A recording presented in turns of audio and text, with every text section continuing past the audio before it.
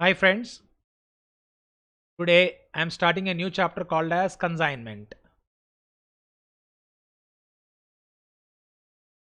I'm starting a new chapter called as consignment. Before I keep on telling you whatever has been mentioned here, see every manufacturer or a wholesale dealer aims at aims at maximizing profit. So as I told you, every manufacturer or a wholesale dealer aims at maximizing profits.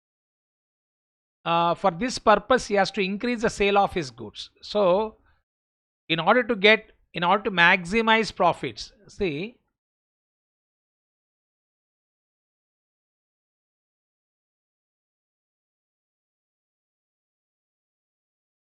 in order to maximize profits,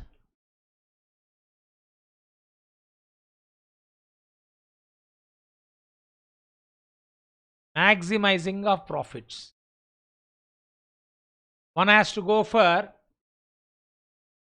increase in sales. So if I want to get maximizing means if I want to get more profits in my doing business, I need to go for increase in sales. Okay, so normally we are having two types of selling. Direct selling means, here let me give an example. Direct selling, there's two possibilities how I can increase sales. Direct selling, suppose X is doing business, is selling goods, is staying in Hyderabad. X of Hyderabad selling goods locally to customers. It is called as direct selling. X of Hyderabad is selling goods to whom? Locally selling goods to X of Hyderabad, direct selling locally to customers. Okay, this is clear. Then, but if you want to go for maximization, is it sufficient? No. Let me say there's a good demand for the product which is selling locally to his customers in, say, Delhi.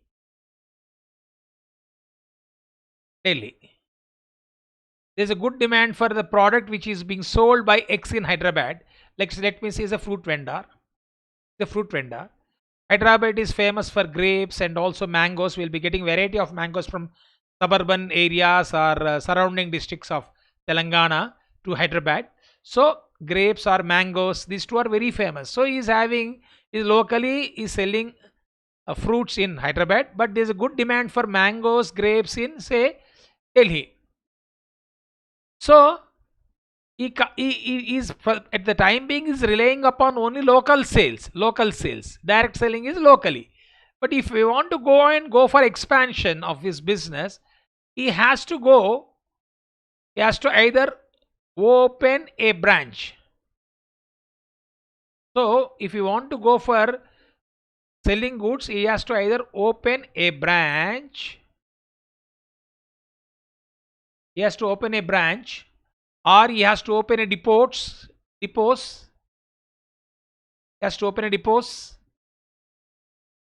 or appoint agent. Three possibilities.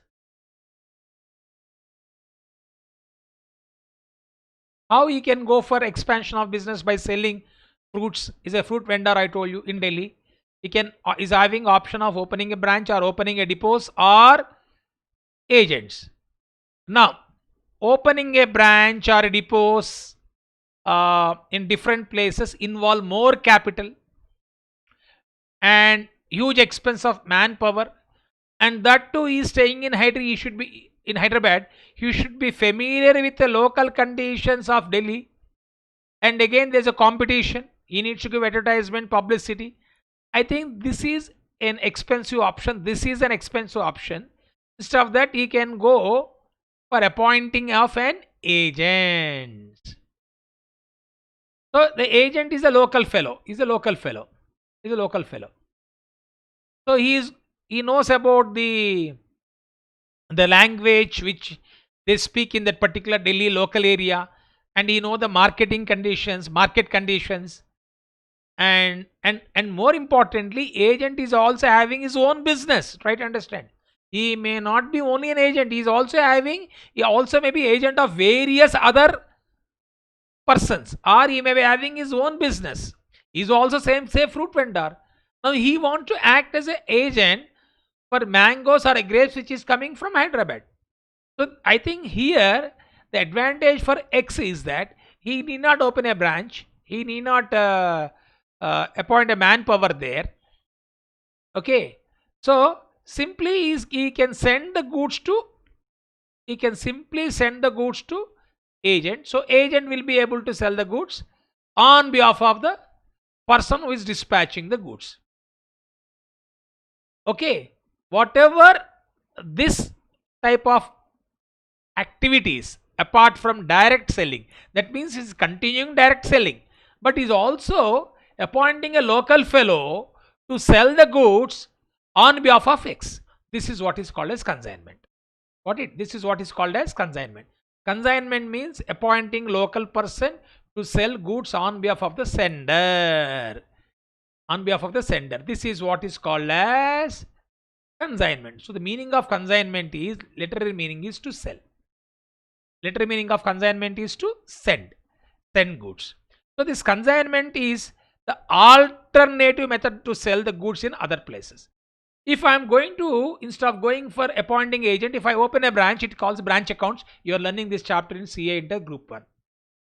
If I am opening my branch, that is a huge business organization. They open branches. Then head office, branch. This you will be learning in CA Inter. Now here in consignment chapter, you are appointing a local person. So this is what is called as consignment. Consignment is an alternative method to sell goods in other places. The meaning of consign is to send. Under consignment, we can say goods are sent to agents without any payment. What the agents will do, they will be selling the goods on commission basis, and they are not going to entitle to get a profit, and remit the sale proceeds to their principal. Now here I am going to, now onwards I will be using X as a principal. The example, suppose Y of a Delhi is an agent. The relationship between principal and agent is governed by law of agency. You will be having a chapter called as law of agency. You don't have in CA foundation. You are having somewhere CA Inter. Law of agency. The relation between principal and agent is called as law of agency. Okay, there you will be learning. So here the person who is sending the goods is called as a principal. The person to whom the goods have been sent is called as an agent. Technically speaking, the same principal is called as consignor. I think this is the term we will be using. Agent is called as consignee. Clear to all of you? Principal is called as consignor. Principal is agent is called as consignee. Now, what is the meaning of consignment, sir? The process of selling goods through agents is called as consignment. In other words, consignment is a dispatch of goods or transfer of goods from one place to another place for the purpose of sale. Through agents. So there are two parties. First party is consignor. Second party is consignee. Sir, who is consignor? The party who sends goods, or the party who sends the goods is called consignor or principal or owner. The party to whom the goods have been sent is called as consignee. So here principal is consignor, agent is consignee. Okay, clear to all of you? These things has been mentioned here in our Shams material. I need not dictate anything. It is clearly mentioned the material.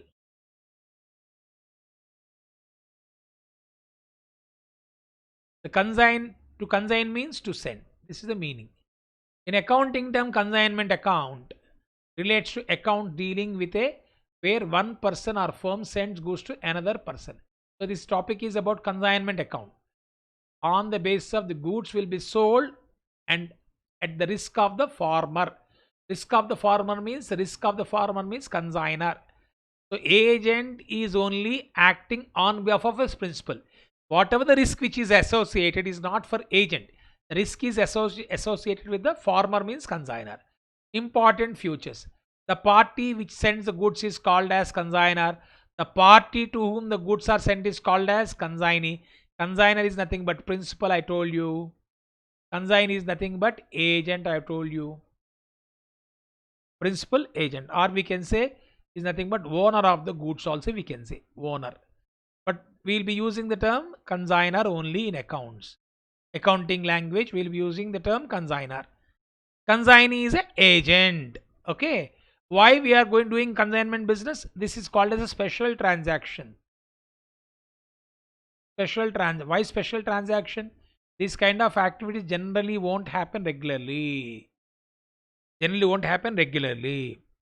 That is why these are called as special transactions. Similarly, bills of exchange is also special transaction. Drawing the bill, discounting the bill. Very rarest rare cases between traders, these kind of activities will take place. That is what is called a special transaction. So is the case of average due date. So is the case of account current. You will be learning this average due date, account current in coming days. These 4 chapters can be called as special transactions. Okay, coming back to this, and also goods sent on approval is also special transaction. You learned already goods sent on approval. That is also special transaction. So these are the transactions. Very rarely whatever is being taking place is called a special transaction. Now why we are going for consignment business? If I want to maximize my profit, I can't simply rely upon my local sales. Maybe there may be a good demand for my product in other places or other countries also. I can export also, but I having language problem and huge investment is needed. Opening a branch is a risky there. So that is the reason why I'll be appointing a local person. He is happy, I'm happy, because I am dispatching the goods. He'll be receiving the goods. He will be selling the goods on behalf of myself. Myself means I am a owner or a consignor or a principal. And for doing so, I will be giving commission. So he will be very happy. The more he sells, the more commission he will be getting. That is what the meaning of consignment. So the party which sends goods is called as consignor. The party to whom the goods are sent is called as consignee. The relationship between consignor and consignee is that of principal and agent. Now the important thing is that I told you the risk is with the former, no? So now can you call them agent, that is consignee, as a debtor? No. Consignee, that is agent, is selling goods on behalf of the consignor. Agent is selling goods on behalf of the consignor. That means the ownership is not being transferred. Only possession of goods is transferred. When X is selling goods to, X is dispatching goods to Y, 50,000 is authorizing Y to sell 50,000 worth of goods. That means possession is transferred from X to Y, but not the ownership. Right, understand? Which will not be transferred? Ownership. So agent is having, because agent is not making any full payment. He may be giving advance, that we'll be discussing. So the ownership remains with consignor. That is why it's called as a owner also. So agent is getting only possession. So only the possession of goods and not the ownership of goods is transferred to consignee. Risk of goods remain with the consignor because ownership of goods remain with the consignor. So consignee entitled to reimbursement of expenses incurred by him on behalf of consignee's agreement. Consignor agreement. It is nothing but why is selling the goods on behalf of consignor, no? So for selling the goods, why will be incurring some expenses? These expenses can be reimbursed, means he can get back the expenses from the owner of the goods. Why won't spend a single NP? Whatever he spends, that amount is going to get back from X. Okay. So consignee is entitled to an agreed remuneration. Consignee is entitled to get. Consignee is entitled to an agreed remuneration. This agreed remuneration is called as commission. You following? Consignee is entitled to an agreed remuneration. That agreed remuneration is called as commission. The profit or loss on sale of goods sent on consignment belongs to consignor, but not consignee, because consignee is only getting commission. Consignor is not entitled to get any profit, any share in profit. Okay, if he's going to get a share in profit, is a partner. Then that is called a joint venture. Previously, we are having a chapter called a joint venture that has been taken away from CA Foundation syllabus. The profit or loss on sale of goods sent on consignment belongs to consignor only, but consignee is not entitled to get any commission. Now, sir, okay, we know that, sir, goods has to be dispatched. Okay, through transportation, through goods train, or through um, parcel, through passenger vehicles, lorry, or whatever it transportation mode, different transport, shipment, or rail, or roadways, goods will be dispatched. When the dispatched agent should have a clarity of the quality of the goods, quantity of the goods, price of the goods, no? So that information consignor will be sending through proforma invoice. Through proforma invoice. Sir, what is proforma invoice, sir? This proforma invoice is statement prepared by consignor stating the quantity, quality, price of the goods consigned to the consignee, so that consignee is having clarity, and by knowing that prices he will be able to sell those goods. That is what is called as proforma invoice. Let us see. When the consignor sends the goods to consignee, he prepares only a proforma invoice and not an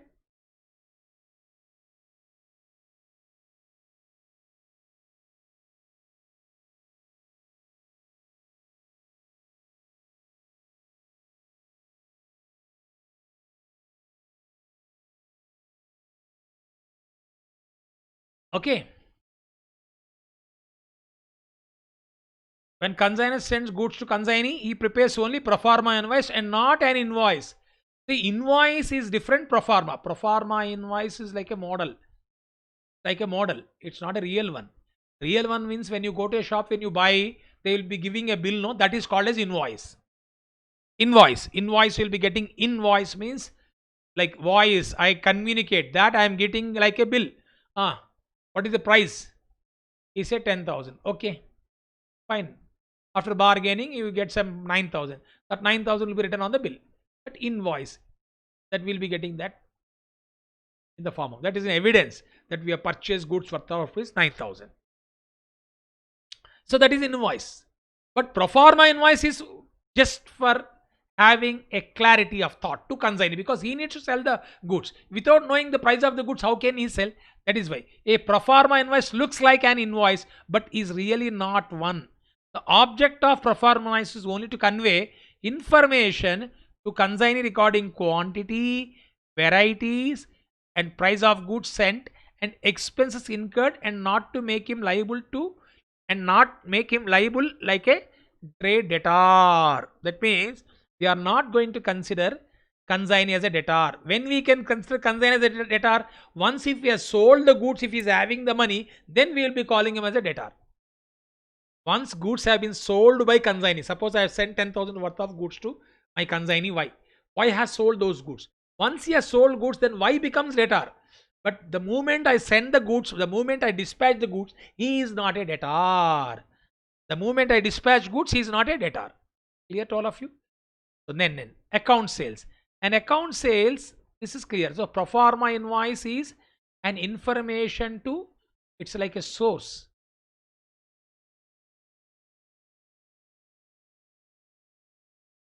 Source of information to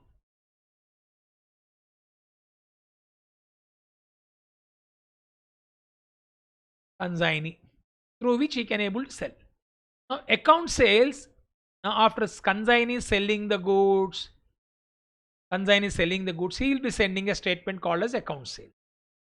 Sales is then that sales account is sending the expenses incurred by him, the commission which is due to him, the advance he has. Sometimes when the consignee is sending the goods, he will be asking advance. You pay because I am sending 10 lakhs worth of goods to you. You give me some advance, say 5 lakhs, 6 lakhs, 7 lakhs, so that I'll be feel happy. Some security will be there. No, you give me, can you kindly send me that advance? Okay. So consignee may be sending the advance, because consignee, there will not be any problem to consignee, because consignee is having goods with him. And the consignor, to safeguard the interest of the consignor may be sending some advance. So that advance details, everything will be mentioned here. So this account sales is source of information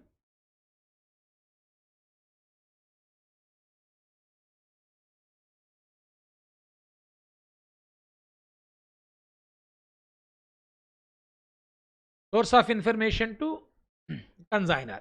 Account sales is source of information to consignor. Account sales is source of information to consignor. For accounting, accounting means to find out profit or loss. For accounting, an account sales statement sent by consignor to consignor periodically. It contains information like sales made by consignee, expenses incurred on behalf of consignor, because consignor is only acting as an agent, no? Commission earned. Commission earned is nothing but whatever the sales is made, generally commission will be given like 10%, 5%, 7%, whatever it may be. And any advance given, the balance due to principal, this information will be having through account sales. So far we have learned the meaning of consignment. We have learned who is consignor. This is important. Who is consignee we have learned. And then the relationship also we have learned. And then we have learned pro forma invoice. Then we have learned account sale. Okay. Now what I do before I explain further, go for further discussion. Here we are having one diagrammatic representation. How you go for consignment account. Consignor consigns goods to consignee. Consignor goods consigned to consignee. Consignee is sending account sales to consignee. That's it. Consignor goods consigned. At the time of goods consigned, you will be sending pro forma invoice. I told you. Consignor consigned goods to consignee. Consignee will be sending account sales. What is that account sales? We have learned already. Details of sales made by consignee, expenses incurred on behalf of consignor, commission earned, unsold inventory left with consignee. I've sent 100 units. He has sold 90 units, 10 units with the consignee. Advance payment or security deposit. Advance is different, security different. Security means it is to be continuously be maintained with the consignor. Advance is nothing but when final payment is there, that advance can be adjusted. Like you, best example, if you go for Bisleri water 5-liter can or 20-liter can, you need to give advance of 100 or 200 rupees or something like that. 150 or 200, I don't remember the exact amount. You have to give the security. When you don't want that, you can give that water can and you can get back your security. That is security. Advance is not like that. I've given you advance, say to take 100 rupees, and finally when the sales has been made, so I have made 150 rupees sales consignee, and consignee has already given 100 advance. 150 minus 100, how much he has to pay? 50 rupees. Advance can be adjusted at the time of final settlement, but security cannot be adjusted. But most of the problems we are having on advance only, advance pay. Okay, then balance due or remitted, and then the unsold inventory left with the consignee is inventories of consignor only. Whatever the unsold inventory left with consignee, because he is not owner of the goods, no, these goods will be like inventories of consignor only. Clear to all of you, my dear friends? This is what the meaning of this consignment account. How we prepare goods consigned. Consignee will be sending account sales. Details of sales made by consignee. Expenses incurred on behalf of consignor. Commission earned. Unsold inventories left with consignee. Advance payment. Balance due or remitted. This is about consignment accounting. I mean to say this is about consignment accounting. Okay, now coming back to this particular discussion. Now we have discussed that the commission will be paid by consignor to consignee. Now, commission is the remuneration paid to the consignee by consignor in consideration of the services rendered by farmer. Farmer means agent in selling the goods consigned. Okay, the commission can be divided into two types: ordinary commission, special commission. Ordinary commission means normally this commission is calculated on sales. It is common commission usually paid as a fixed percentage on gross sale proceeds. The fixed percentage on gross sale proceeds. The term commission normally denotes ordinary commission only, unless specified otherwise. The consignor is not responsible for any bad debts and he does not guarantee payment from all those who buy on credit so long as he is getting ordinary commission. So please remember, ordinary commission, in case of ordinary commission, in case of ordinary commission, who will not be taking risk of bad debts?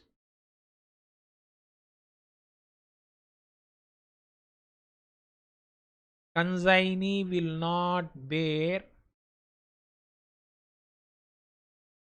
bad debts when there is a ordinary commission. Bad debts, when bad debts arises due to credit sales. There is a credit sales. The consignee will not bear any bad debts for that. Then special commission. Special commission. This commission which consignee takes over the above the ordinary commission. That means he's getting ordinary commission, but sometimes as per agreement among the consignor and consignee, you also can get some additional commission. That is called special commission. There are two categories. One is overriding commission, delicate commission. Now first let me explain delicate commission, because delicate commission is additional commission given to consignee by consignor for taking the risk arising on account of credit sales. Whenever there is a credit sale, there is a chance of getting bad debts. No, that bad debts has to be borne by such bad debts has to be borne by whom? Such bad debts has to be borne by consignee when consignee is getting delicate commission. This has been mentioned here. Delicate commission is an additional commission paid by consignor to consignee. This is important point, for bearing the loss on account of bad debts, if any, arising out of credit sale of consignment. Thus, by paying delicate commission, consignor covers his risk of incurring bad debts, because additional commission is given. If additional commission consignor is giving, consignor is ready to take credit risk arising on account of credit sales, because delicate commission allows him to take extra risk, and this is what consignor also wants, because the more the sales, more profit consignor will get from consignor point of view. The more the sales, more commission who will get? Consignee. But how he can get more sales? He can't rely upon cash sales. He has to go for credit sales. But when there is a credit sale, there is a risk of getting bad debts. No? So that to compensate that risk, to tempt consignor to sell more amount, to sell more goods, consignor is tempting, consignor is forcing, consignor is tempting consignee that don't worry, you can go for credit sales. Any bad debt says that you bear. But to compensate the loss which you are bearing, I'm going to give, suppose normal commission 7%. I'll give you 3% extra commission. Then he is very happy. Who is happy? Consignee. Say the risk may be there, risk may not be there. If there is a risk, consignee is a loser now. So therefore consignee don't want to take risk. Why? When there is no delicate commission, consignee said, why should I take risk? No, consignee said, come on, you take the risk. You take the risk. The consignee will take the risk. But he says that if there is any bad debts, and don't adjust that bad debts from my commission, you bear, you yourself bear. That means when consignor is not paying delicate commission, when there is a credit sale, because of credit sale there is a bad debt, who has to bear the bad debts? Consignor himself has to bear the bad debts. But when consignor is paying delicate commission to consignee, because of credit sale there is a bad debt, who has to bear that bad debts? Consignee. Now conclusion is that if there is no delicate commission, bad debts is a loss. That loss has to be borne by consignor. Point number 2. When there is a delicate commission, there is a bad debts, and that bad debts loss will be borne by the consignee himself. That is what. So if delicate commission is paid to the consignee, then consignee will bear the bad debts loss. Otherwise, consignor has to bear such loss himself. Now, delicate commission may be allowed on credit sales or total sales. However, in the absence of any such agreement, consignor allows such commission only on total sales and not merely on credit sales. Delicate commission may be allowed on credit sales or total sales. This is depending upon the information that is given in the problem. If the problem is silent, generally we calculate delicate commission on total sales. But instruction has been given, calculate delicate sales on credit sales. Then you have to calculate only on credit sales. If problem is silent, you can calculate on total sale. When delicate commission is allowed, the bad debts are not directly debited to profit and loss account of the consignee, but debited to commission received account. The net amount is transferred to P&L account. Simple example. So commission given is 10,000. Bad debts is 1. So the bad debts is a loss for consignee because his 10,000 is ordinary commission as delicate commission coming to 10,000. So bad debts 1,000. Who has to bear bad debts? Consignee. So 9,000 is in income transferred to P&L account. Now this 1,000 need not be debited to P&L account. That is what he's saying. When delicate commission is allowed, the bad debts are not directly debited to P&L account of the consignee, but debited to commission account received. Commission received is 10,000 minus bad debts. The net amount is transferred to P&L account is how much? 9. This is when we work out the problem, you will be knowing it. So today we have learned ordinary commission, we have learned delicate commission. There is one more commission that we should learn today is also overriding commission. See, this overriding commission, extra commission allowed over and above normal commission. Generally what happened, when a new product has been launched, even you and me, generally whenever we go to shop, people will come and they'll tell you, supermarkets, sometimes you'll be having a person specifically sitting there to promote that particular new product which is there in his market, his supermarket. The reason is that the more he sells, he will get more commission.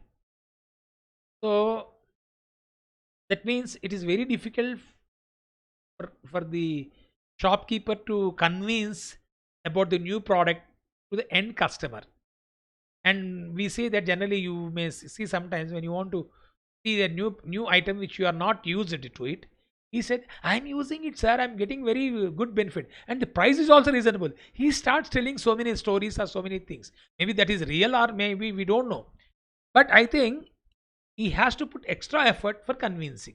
Similarly, consignee, when he's sending the goods for a new product, is acting as an agent for a new product that is being supplied by consignor, he needs to put some extra effort.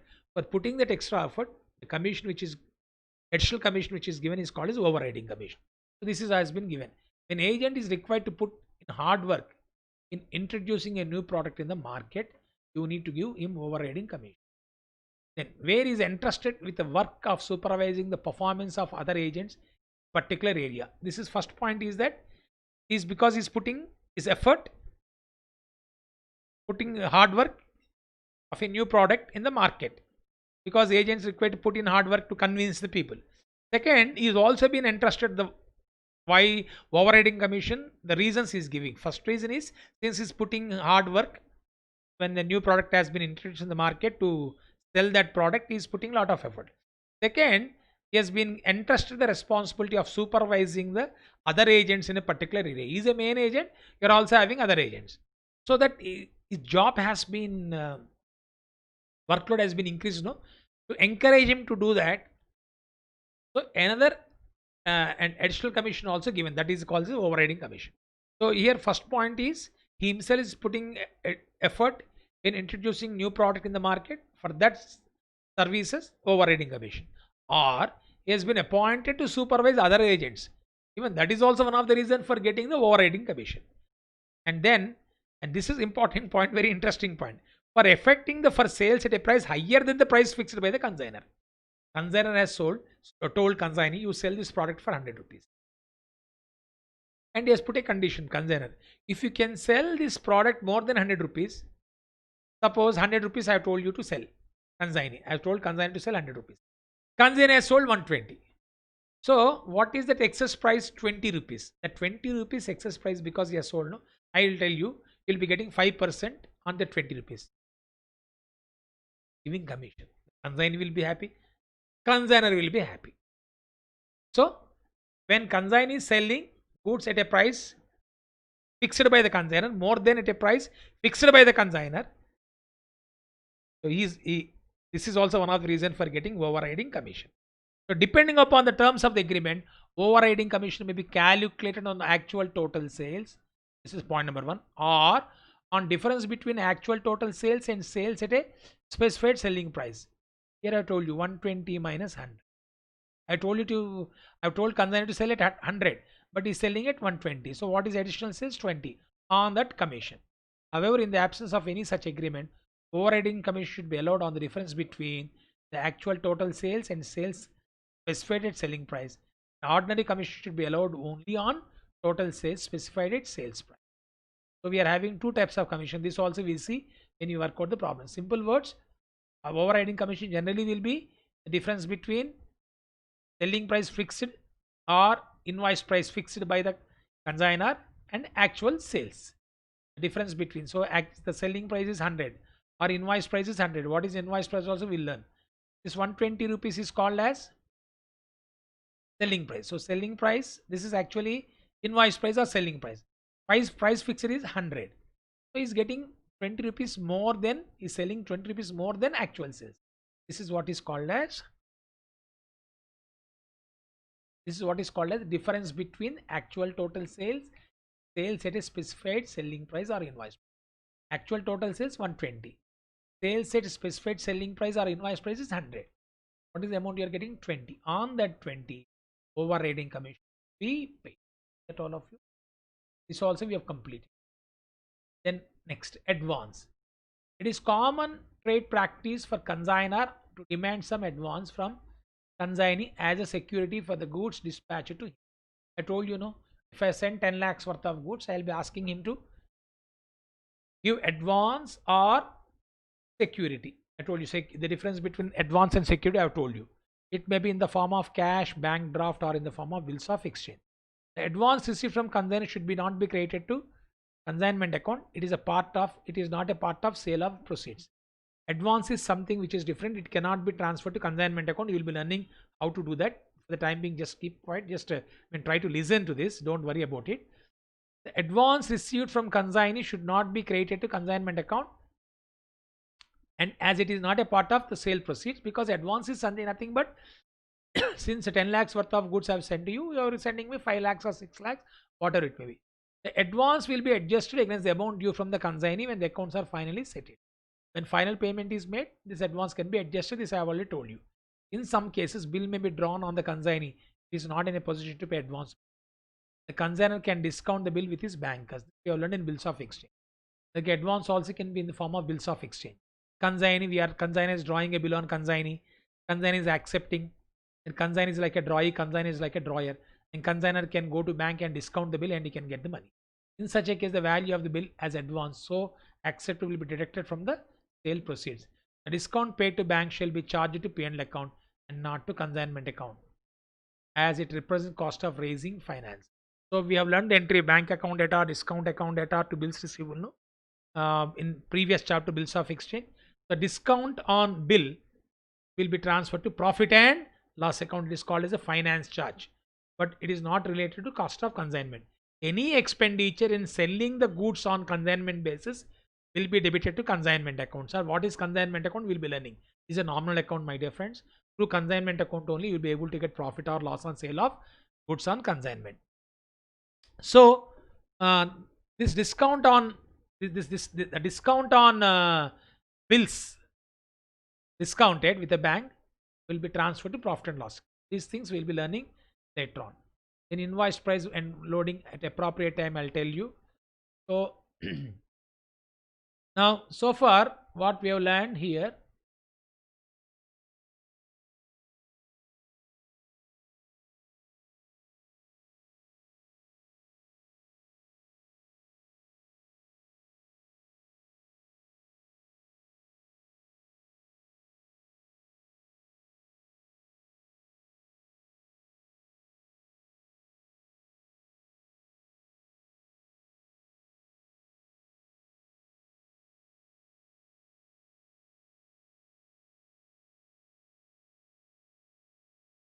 now what we need to learn is that we have learned the today's class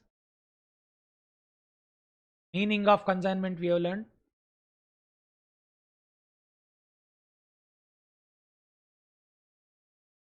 learned parties to consignment. We have learned that is consignor and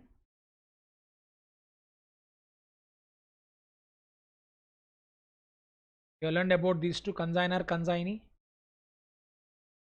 And today we have learned about pro forma invoice price.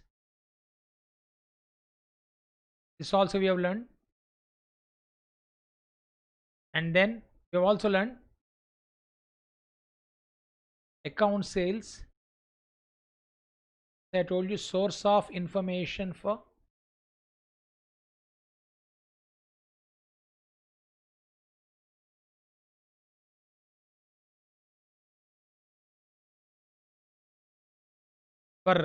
consignee.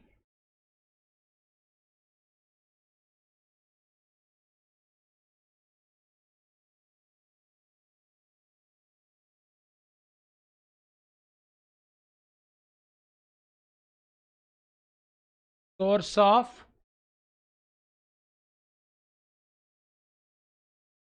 information to consignee to sell the goods. This also we have learned.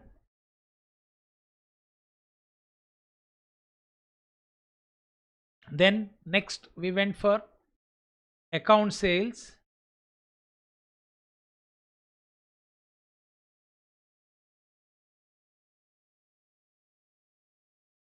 Sent to consignee. Account sales will be sent by consignee. Pro forma invoice is sent to consignee. Account sales will be sent by consignee. This is source of information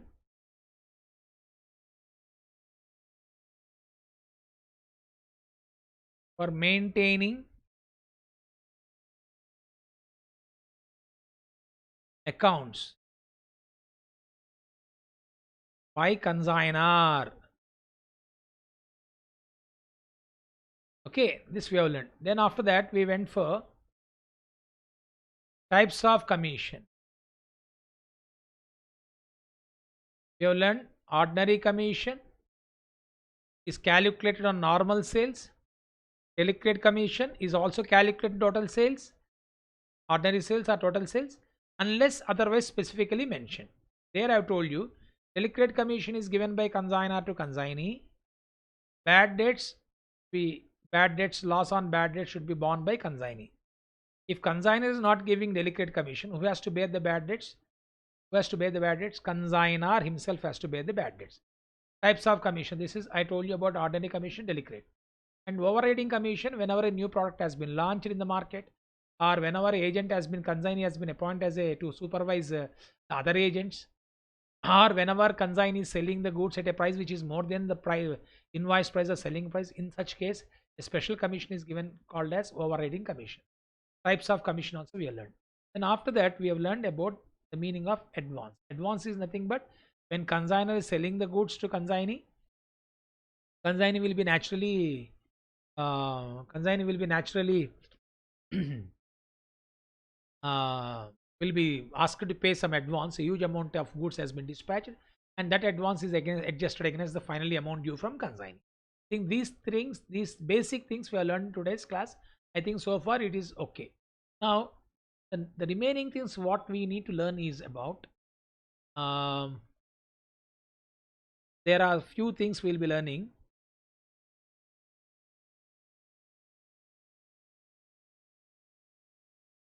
Treatment of loading effect. What is loading effect, that we should learn, and the remaining things to be covered. And valuation of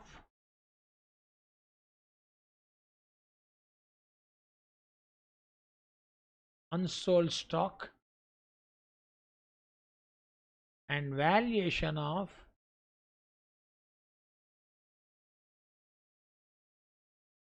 abnormal loss. Then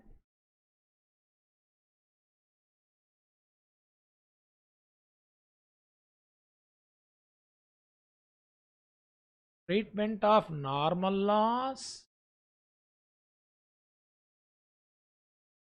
abnormal loss,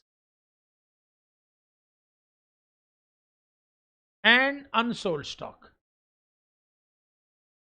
We are having these problems. When we come across the problems, we discuss treatment of normal loss, abnormal loss, and unsold stock. I think these four are important. These four are very, very important. Treatment of loading effect, valuation of unsold stock, valuation of abnormal loss, treatment of normal loss, abnormal loss, and unsold stock. And then after that, this is one phase. This is one phase. One phase. We have to discuss about these things. Complete one class, we should discuss about this. I think this we can discuss along with the problem. I think these are the things. Then I am dividing this into three phases. First phase, whatever we have covered so far.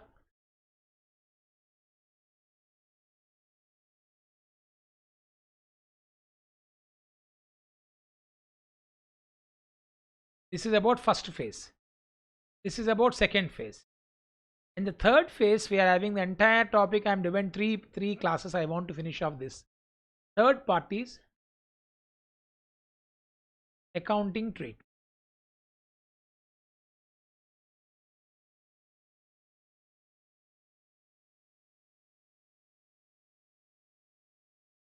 That is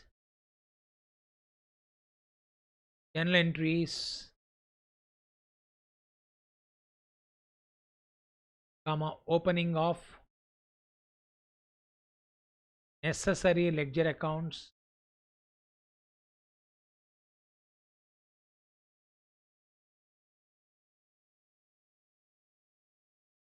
journal entries, comma, opening of necessary ledger accounts, journal entries, comma, opening of necessary ledger accounts,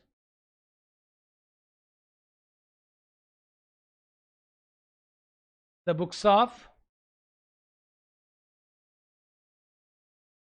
consignor and consign. This I am taking. I want to take it as a third phase. That means by three classes, we shall be able to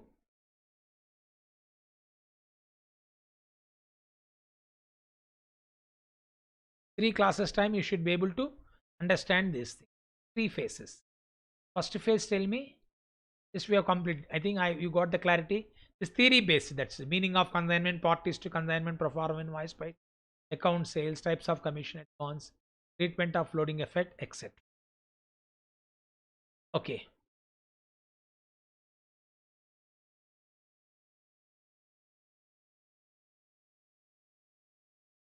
So now what I am actually trying to do is that today's class, before I take you to the loading effect of this, my dear friends, I want to explain you a small concept here.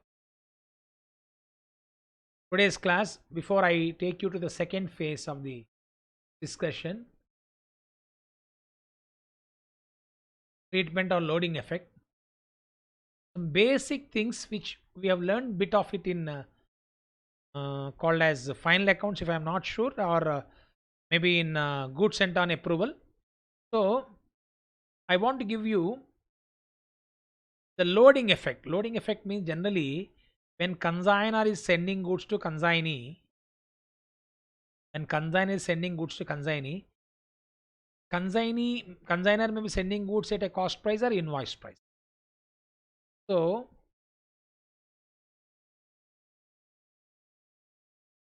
before we learn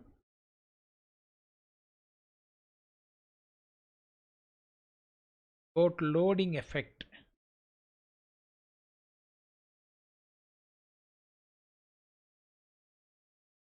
we should understand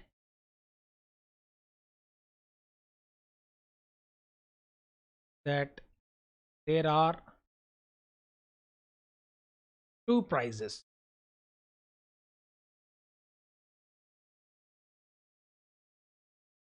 cost price and invoice price.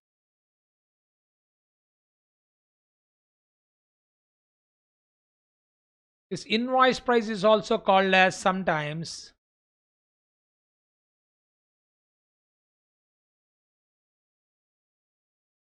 also called as selling price. Or in some cases, you may have three prices.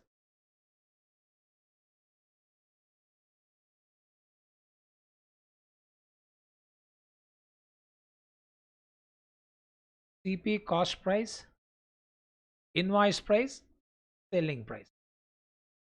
Suppose cost price say 100, invoice price is 100 plus 10% on 100, 110. Selling price is 10% of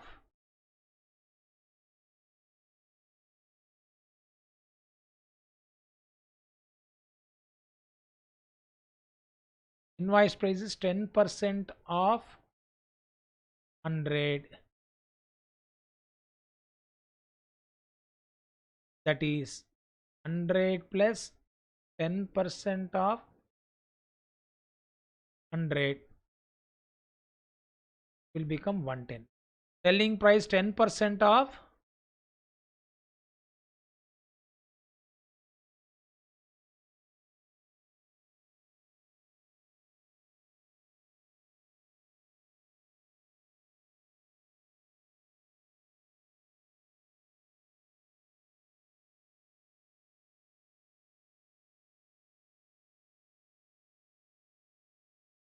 in this will because 10% over cost price. Then 100 rupees plus 10% of 100. CP plus profit, no, nothing but profit. This will become invoice price 1. 10% over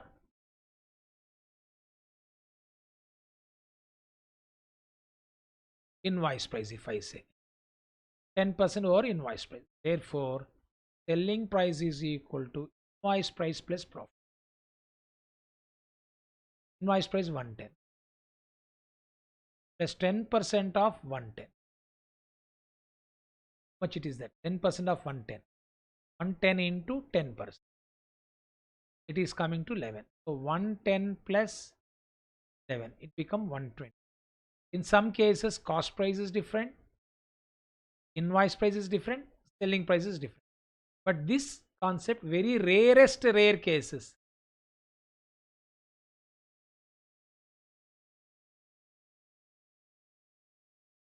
Possibility.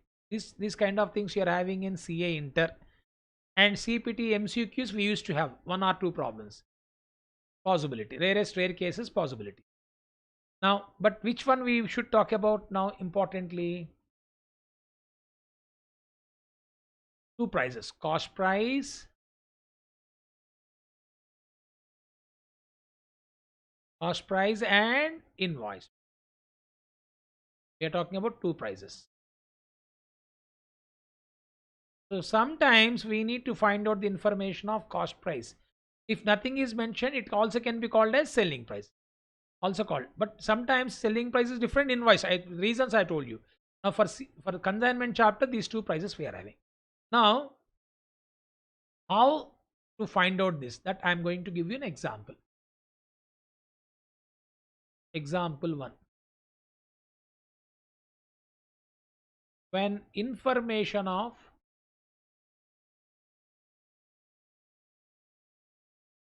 cost price is given,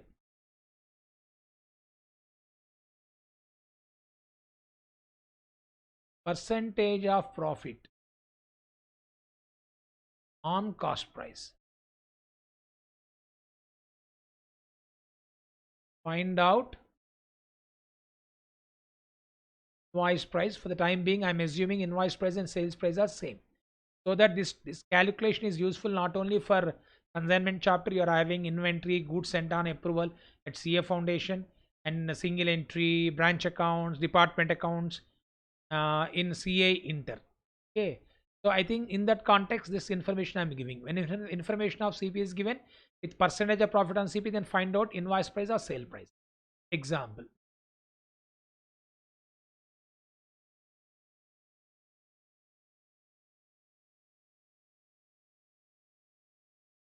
Cost price 10,000.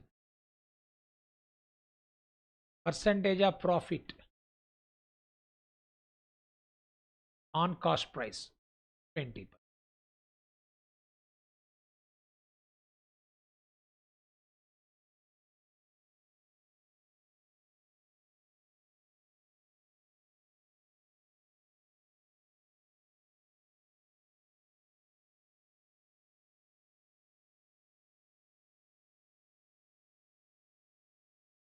When information of CP is given with percentage of profit on CP, asset invoice price, sale price.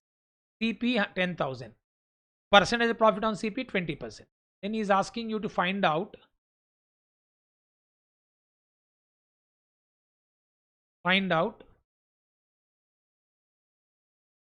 invoice price or selling price. How to do this?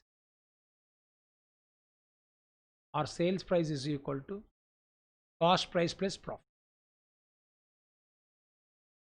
What is cost price here? 10,000. Profit 20% on CP.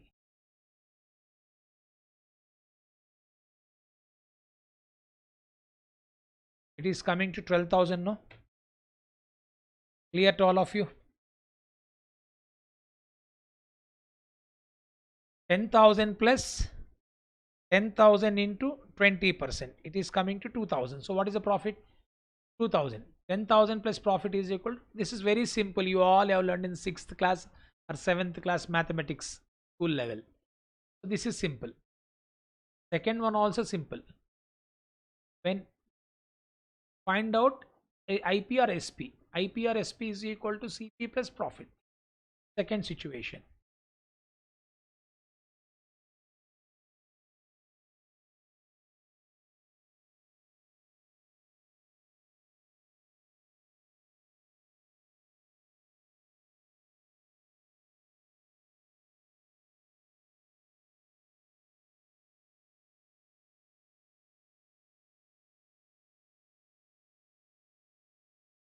Let me call situation 1.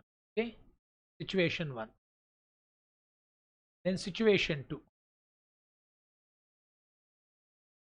When information of SP is given, percentage of profit on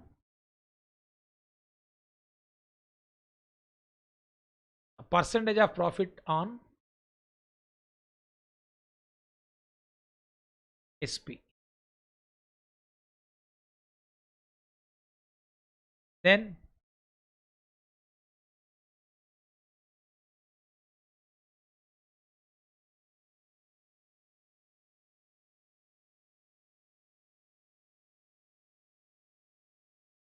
ascertainment of CP is important. When information of SP is given, percentage of profit on SP, ascertainment of CP. How to calculate? Example. Sales 10,000. 20% profit on sales. Find out cost price. You know that formula. CP is equal to sales minus profit. Sales is how much? 10,000. Profit is 10,000 into 20%. Is coming to 8. At all of you. Profit is 20% profit on sales. So information of sales is given. Percentage of profit is also given on sales. There will not be any problem. This will become cost price. Simple. You all can understand. Now this is important. Situation 3.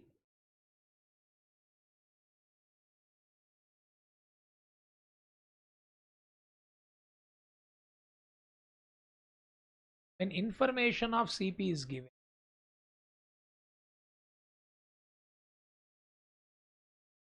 with percentage of profit on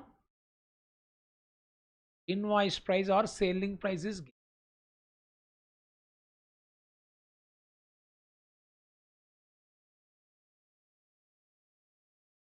Ascertainment of selling price is important. So for this again I am taking the example. CP 10,000, percentage of profit on selling price 20%. Find out IP or SP selling price. For the time being, I'm assuming IP and SP is same. Why I'm using IP? Consignment, we use the IP. Inventory valuation or goods sent on approval, we use the term SP. Find out IP or SP. Again same, IP or SP is equal to CP plus profit. CP plus profit. Sir, profit is given on unknown value. Unless I can get SP, I can't calculate. Then we are having one conversion.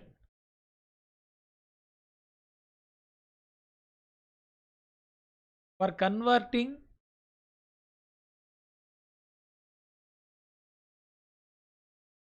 percentage of profit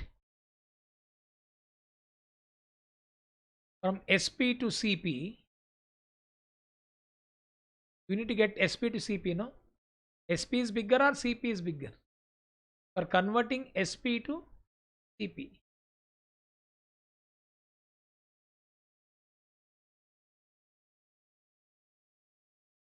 rate by 100 minus rate. Get all of you?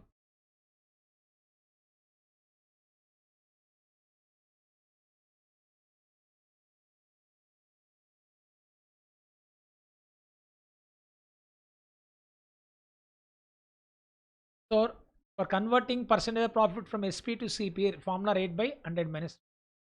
So here we can work out like this. So therefore, IP is equal to, what is CP here? 10,000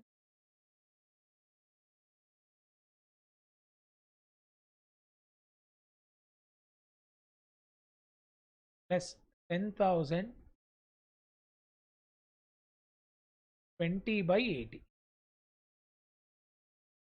20 by 80. So therefore, 10,000 plus 2,500. You are getting 12,500. This is IP or SP. Now whether our calculation is right or wrong, we can cross check. Now 12,500 is IP. No, you can see the percentage of profit given 20%. You should get a profit of 2,500. No, so 12,500. Since you got SP, you apply 20% profit on this 12,500. You're getting 2,500. That means our calculation is correct. Cross checking also we can do. Since we don't know, in mathematics you assume as a x, here we assume as a 100. The same logic you can apply. Okay, I'll give you the ready-made formulas also later on for you to do it. This is a third example I've given. Fourth one.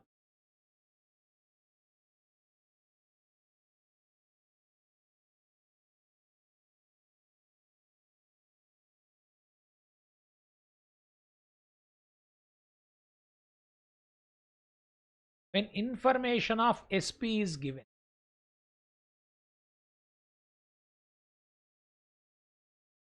but percentage of profit is given on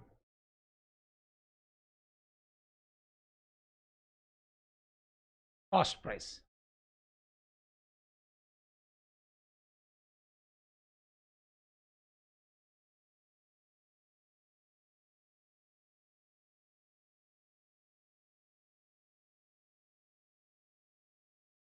Ascertainment of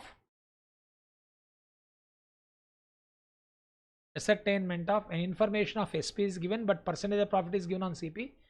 Ascertainment of cost price, because we got the information of SP, but percentage of profit is given on unknown value. How to do this? So let me give an example here. First,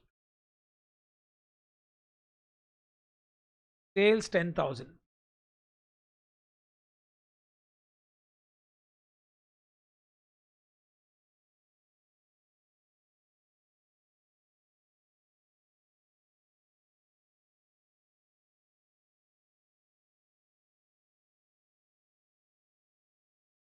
Sales 10,000.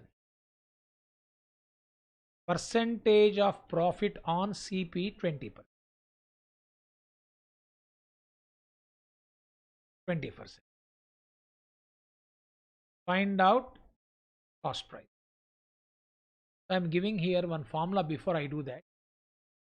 I want actually CP, no?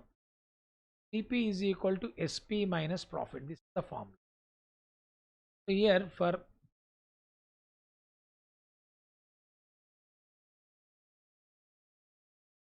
conversion of percentage of profit from CP to SP. For conversion of percent of profit is CP to SP, formula is rate by 100 plus rate. This is evergreen formula. Evergreen formula. Maybe we are also having ready-made formula that you can remember, but I think this is evergreen formula.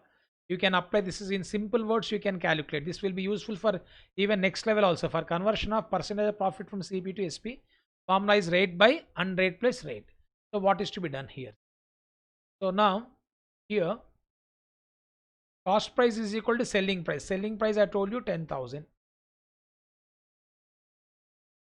minus profit 10,000 into 20 by 120.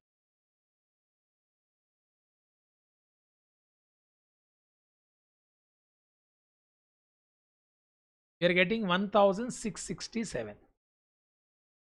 10,000 minus 1,667. 10,000 minus 1,667, you will be getting 8,333 is the cost price. Cost price. So I have converted the percentage of CP to SP. Unknown to known. What is the formula? CP to SP. SP is bigger or CP? SP. You plus SP to CP minus that. CP is less than SP. So we are going from CP to SP. Remember rate by 100 plus rate. Or SP to CP rate by 100 minus. This is evergreen formula. We are also having other alternative. Now since you got CP, you can cross check. The percentage of profit has been given on CP. So once if you know the value of CP, you can cross check 8,333 into 20%, which is nothing but 1667. Profit is same, no? Like this, these four situations are important. So now, alternatively, we are having some ready-made formulas also. We are having some ready-made formula. 1 by 2 of CP is equal to 1/3 of SP. 1/3 of CP is equal to 1/4 of SP.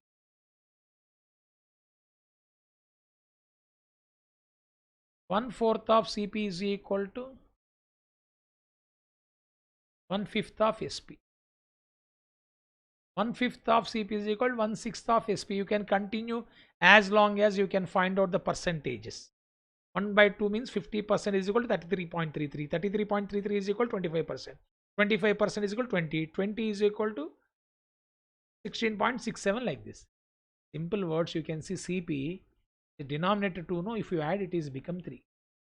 3 plus 1, 4. 4 plus 1, 5. 5 plus 1, 6. In that way also you can remember. 3 minus 1, 2. 4 minus 1, 3. 5 minus 1, 4. 6 minus 1, 5. It's all mathematical. So now let us apply what we have learned here. First case, third and fourth are important, my dear friend. Remaining you can do. These are very, very important. Situation 1 and 2 everybody can do. So doing from your school level. Now tell me. Here, ready-made formula you find easy. SP 20%, no? But we got the information of CP. SP 20% means 1 by 5. Now you can see. I want to convert 1 by 5th of SP to CP. How much? 1 by 2 of CP is 1/3, 1/3 CP, 1/4, 1/4 CP, 1/5 means I got SP. Now SP I want to convert into CP. 1 by 5th of SP is equal to 1 by 4th of CP. You can see here we have done it. 20 by 80 means nothing but 1 by 4, no? Ready-made formula. Is it not clear? Rate by 100 minus rate is nothing but ready-made formula. Or we can say 1 by 4. How you are saying 1 by 4, sir? 1 by 5th of SP is equal to for conversion of percentage of profit from SP to CP. 1/5, the 20% is 1/5 is equal to 1/4. You got it. Similarly, when information of SP is given, percentage of profit is given on CP. I told you, CP to SP rate by 100 plus rate. Here 20 by 120. See here, a percentage has been given on CP. You can see percentage of profit is given on CP is 1/5. 1/5 of CP is equal to 1/6 of SP, no?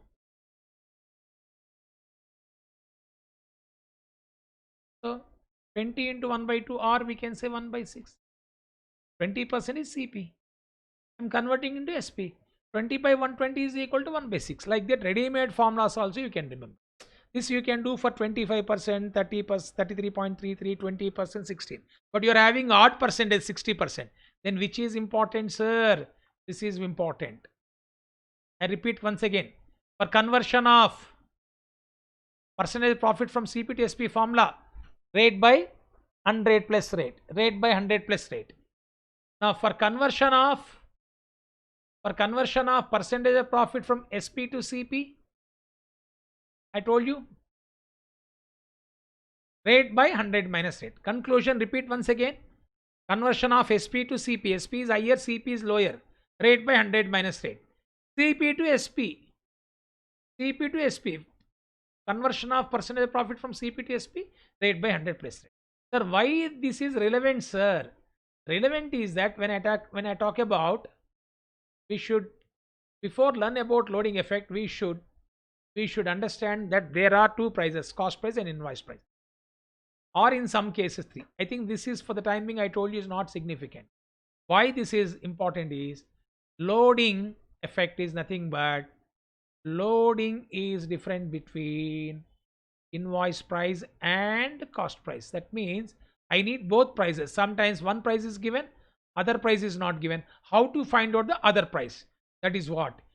Okay, other price I need to find out. Here CP is given. I want SP. How to find out SP? And second case, what is that has been given? SP is given, but I want CP. Why this I need? For removing the loading effect. Why should we remove the loading effect? That we'll be discussing in the second class, the next class. So for the time being, I think you got the clarity. For finding out invoice price on CP price, for removing the loading effect, these four situations you should work out. These are simple arithmetics. I think you can learn this, you can able to follow this. When information of CP is given, percentage of profit is given on CP, no problem. This is even school kid, a 6th class student can do.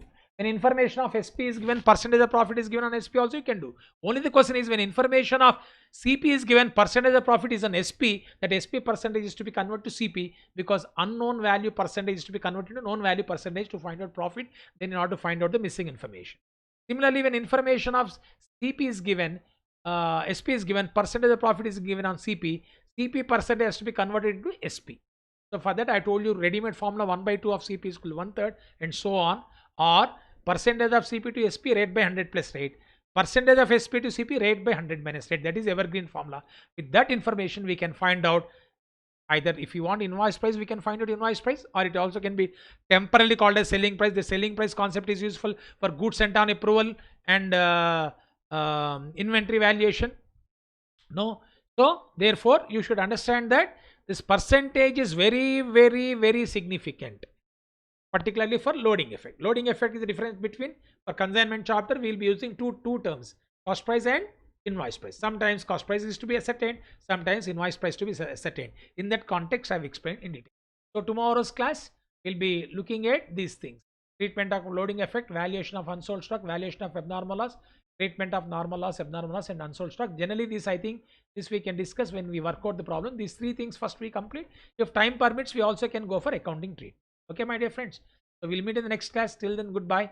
Thank you. God bless you all. I hope you all are following this. Today's class is useful, right?